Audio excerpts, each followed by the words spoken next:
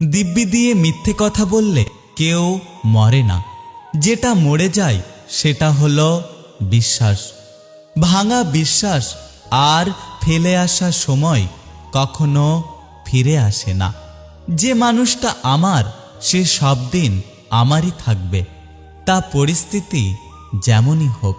কেউ যদি আমার সাথে কথা না বলে ভালো থাকে, তাহলে তার ভালো থাকাটা যেন সব দিন থাকে।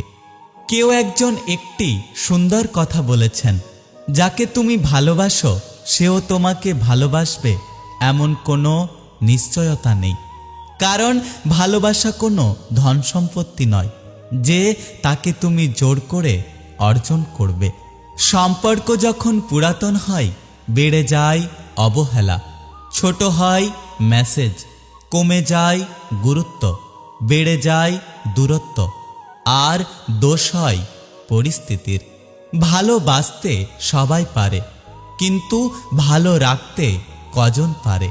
যে ভালো রাখতে পারে সেই হলো প্রকৃত ভালোবাসার মানুষ। লেখাপড়া যদি করতেই হয়, তাহলে জ্ঞানের জন্য করো, সার্টিফিকেটের জন্য নয়।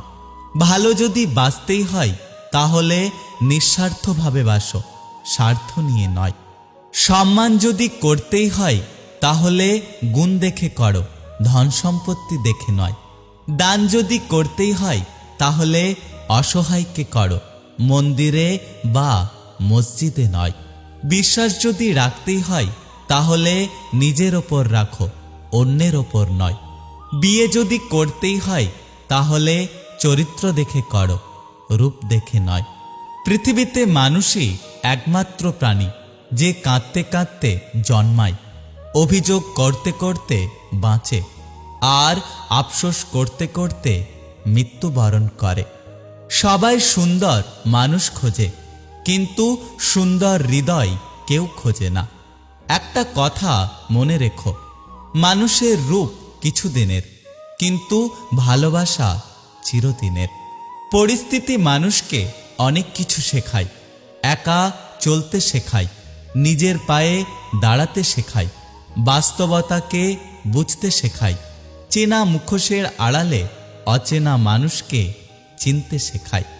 পিঁপড়ে জলে পড়লে আমরা জলটা ফেলে দিই, কিন্তু শরবতে পিঁপড়ে পড়লে আমরা সেই পিঁপড়েটাকে চামচ দিয়ে তুলে নিই। প্রকৃতপক্ষে আমরা সবাই লোভী, শুধু সময়ের অভাবে সৎ।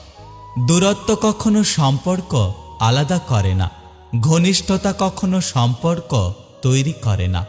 অনুভূতি যদি সত্য আর আন্তরিক হয়, তাহলে সম্পর্ক বেঁচে থাকে চিরকাল।